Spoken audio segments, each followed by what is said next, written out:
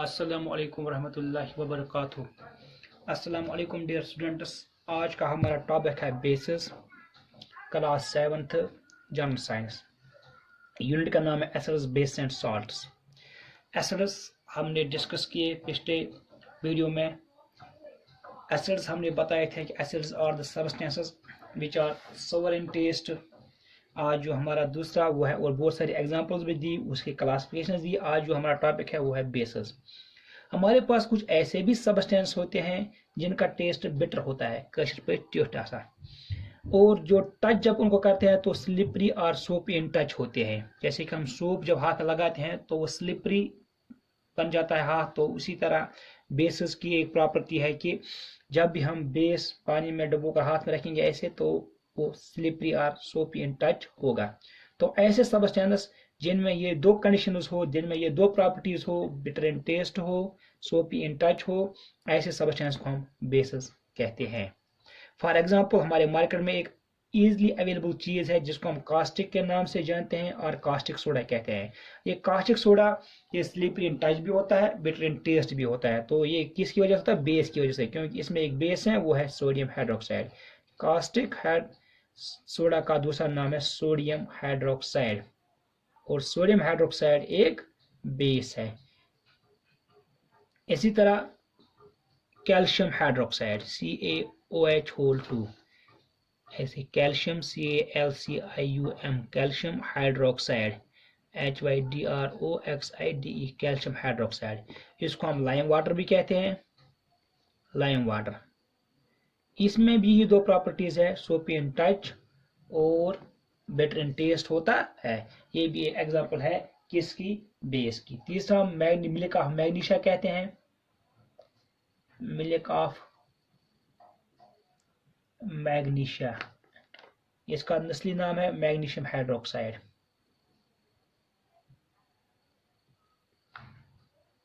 Magnesium hydroxide MgOH whole 2 magnesium hydroxide. इस substance की भी यही प्रॉपर्टी है कि ये सोपी इन टच होता है, ये सब्सटेंस बिटर इन टेस्ट होता है, इसलिए ये सब्सटेंस भी बेस कहलाता है। इसी तरह हमारे पास कुछ और एग्जांपल्स है, जैसे कि हम देखते हैं cleaning agents.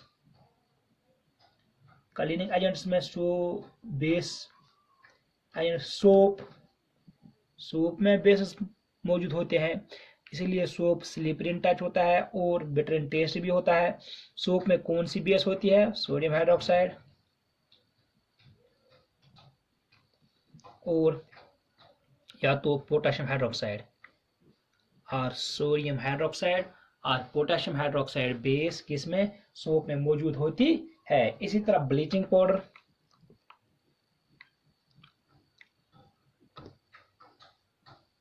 Cleaning agents, toothpaste,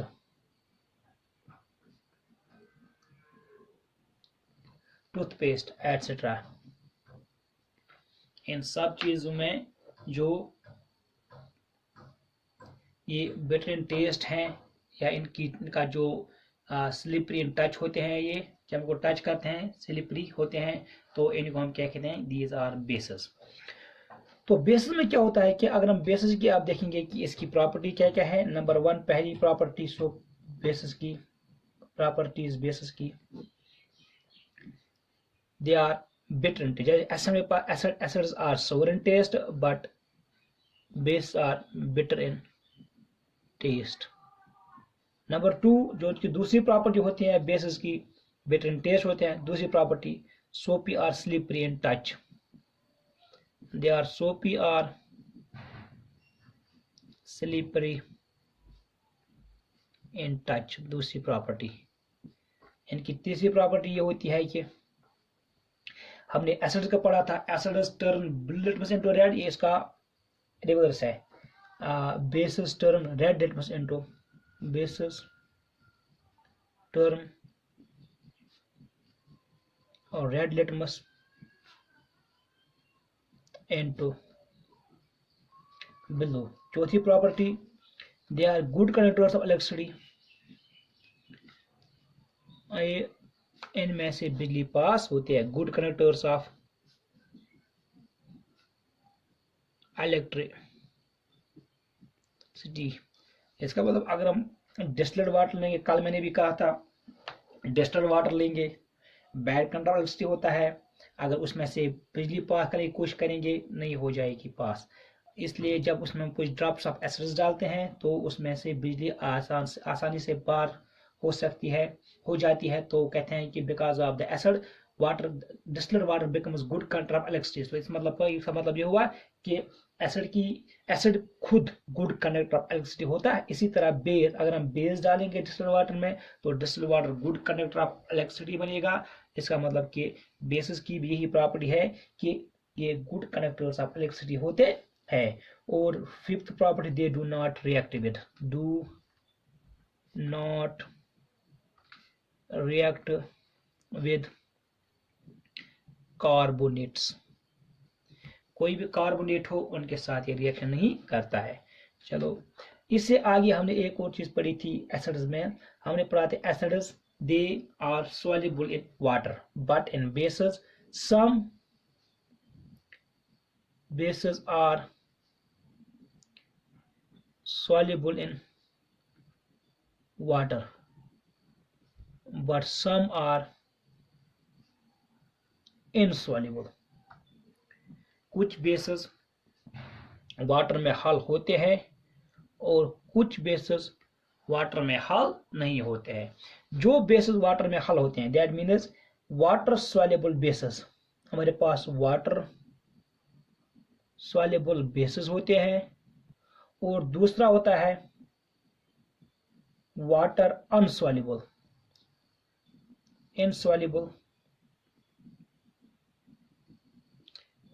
bases. जो वाटर सॉल्युबल बेस होते हैं उनको हम दूसरा नाम देते हैं, उनको एक और नाम कहते हैं अल्कलीज। वाटर इनसॉल्युबल बेस उनको हम ओनली बेस ही कहते हैं, उनको हम अल्कलीज नहीं कहते हैं। इसका मतलब दोनों, चाहे अल्कली हो चाहे वाटर सॉल्युबल इनसॉल्युबल बेस हो, दोनों बेस है।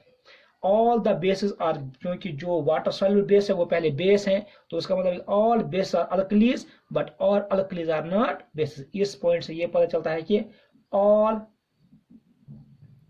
Alkalis are bases but all bases are alkalis। उम्मीद है कि आपको ये समझ आया होगा। Thank you very much.